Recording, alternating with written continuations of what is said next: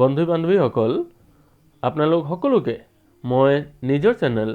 মেছগুৰু অজাত স্বাগতম জনাইছোঁ।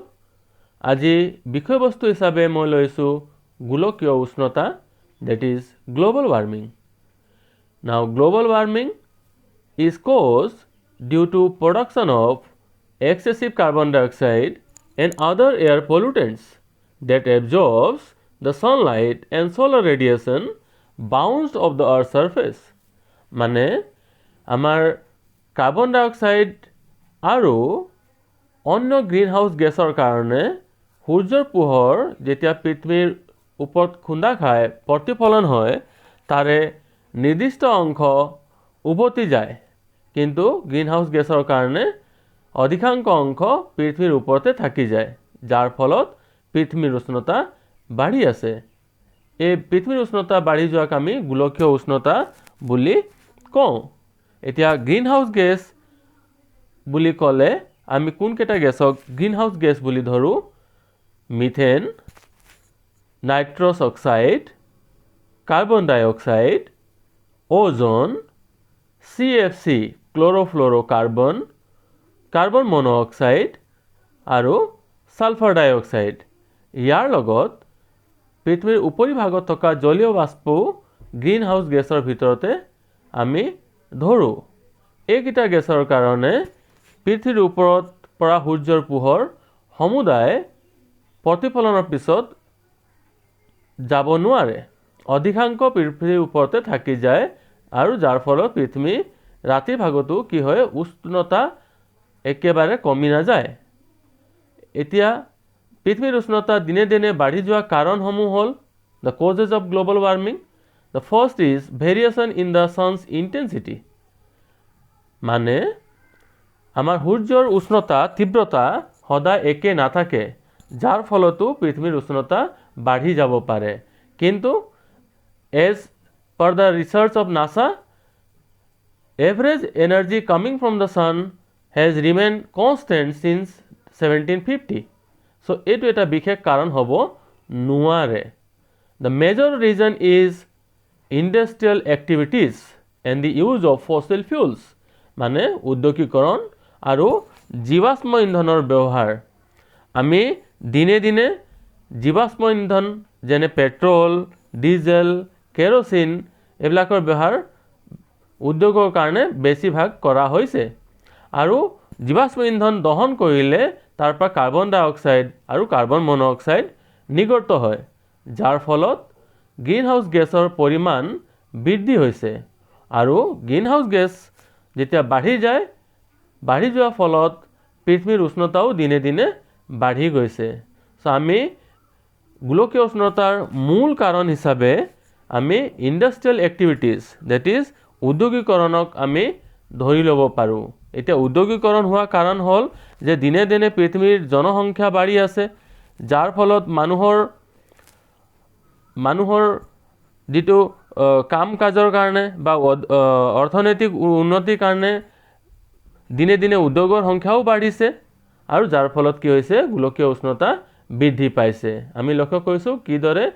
ইণ্ডাষ্ট্ৰিৰ পৰা কাৰ্বন ডাই অক্সাইড গেছ ওলাই আছে, আৰু এই কাৰ্বন ডাই অক্সাইড গেছ ওলোৱাৰ কাৰণে পৃথিৱীৰ উষ্ণতা দিনে দিনে বাঢ়ি আছে। চ' এইটো এটা কাৰণ হ'ল ইণ্ডাষ্ট্ৰিয়েল এক্টিভিটিজ। তাৰপিছত আমি অন্য এটা কাৰণ ধৰি ল'ব পাৰোঁ, এগ্ৰিকালচাৰ এক্টিভিটিজ। Agriculture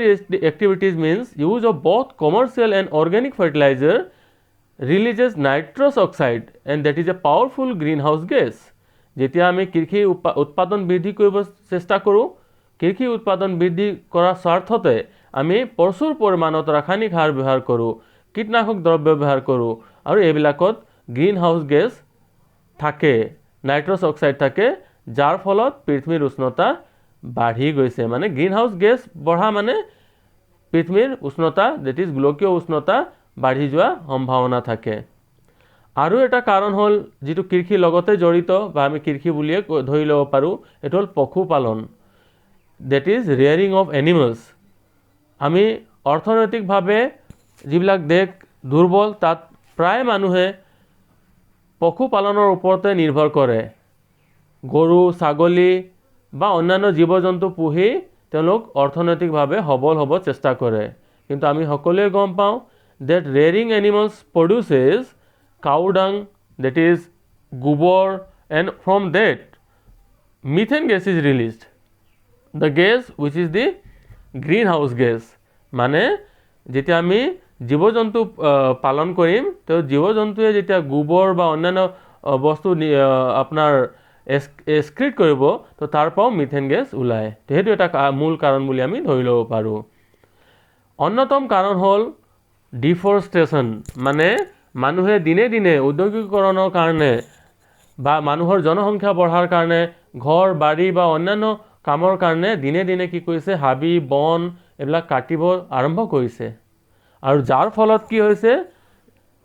কাৰ্বন ডাই অক্সাইডৰ পৰিমাণ বাঢ়িছে আৰু অক্সিজেনৰ পৰিমাণ কমি গৈছে আমি সকলোৱে গম পাওঁ that one mature tree can absorb 48 pounds of carbon dioxide each year মানে এজোপা গছ 48 pounds কাৰ্বন ডাই অক্সাইড গেছ কি কৰিব পাৰে এবজৰ্ব কৰিব পাৰে শোষণ কৰিব পাৰে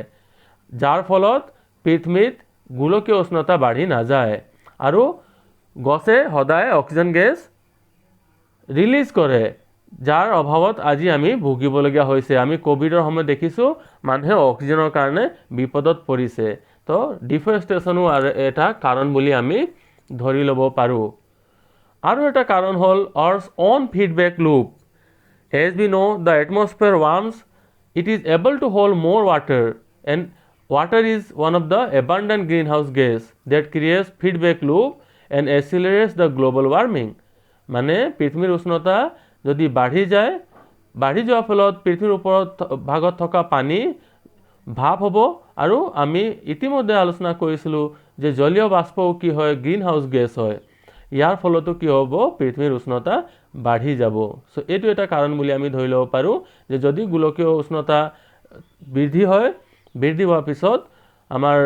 ভাপ হ'ব পানী ভেপাৰ হ'ব আৰু ভেপাৰ হোৱাৰ ফলতো আমাৰ পৃথিৱীৰ উষ্ণতা বাঢ়িব সো এইটো এটা কাৰণ বুলি ধৰি ল'ব পাৰি তাৰপিছত আমি এতিয়া আলোচনা কৰিবৰ কাৰণে ল'ম যে গোলকীয় উষ্ণতা বৃদ্ধিৰ ফলস্বৰূপে কি কি ক্ষতি হ'ব পাৰে what are the impacts and how can we prevent the global warming আমি কিদৰে গ্লোবাল ওয়াৰ্মিংক ৰোধ কৰিব পাৰিম মানে গোলকীয় উষ্ণতাক আমি ৰোধ কৰিব পাৰিম তো আমি ইতিমধ্যে লক্ষ্য কৰিছিলোঁ যে গোলকীয় উষ্ণতাৰ ফলত কি কি হ'ব পাৰে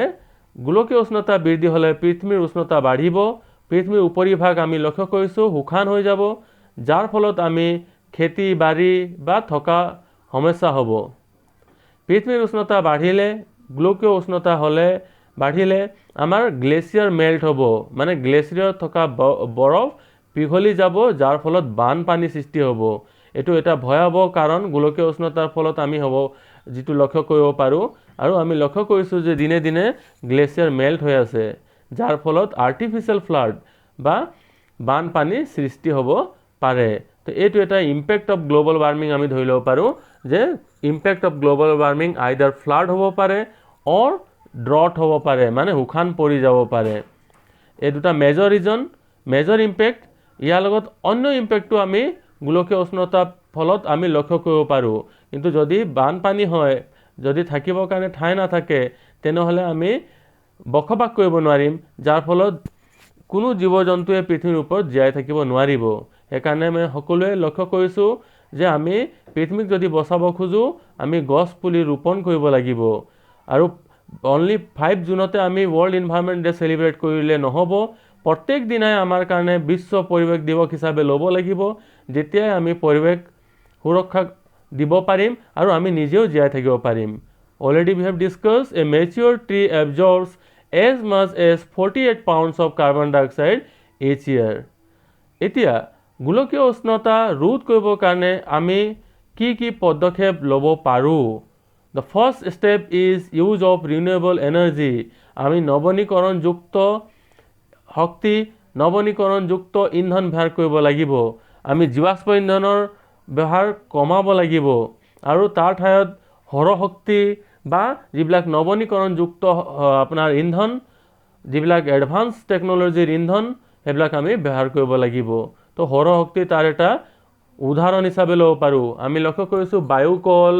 সৌৰ শক্তিৰ পৰা কোনো ধৰণৰ প্ৰদূষণ নহয় কোনো ধৰণৰ কাৰ্বন ডাই অক্সাইড গেছ নোলায় আৰু কোনো ধৰণৰ পৰিৱেশৰ ক্ষতি নহয়। তো যদি আমি জীৱাশ্ম ইন্ধনৰ ঠাইত নৱনীকৰণ ইন্ধন ব্যৱহাৰ কৰোঁ তেনেহ'লে আমি গোলকীয় উষ্ণতা ৰোধ কৰিব পাৰিম। থেংক ইউ ফৰ ৱাচিং।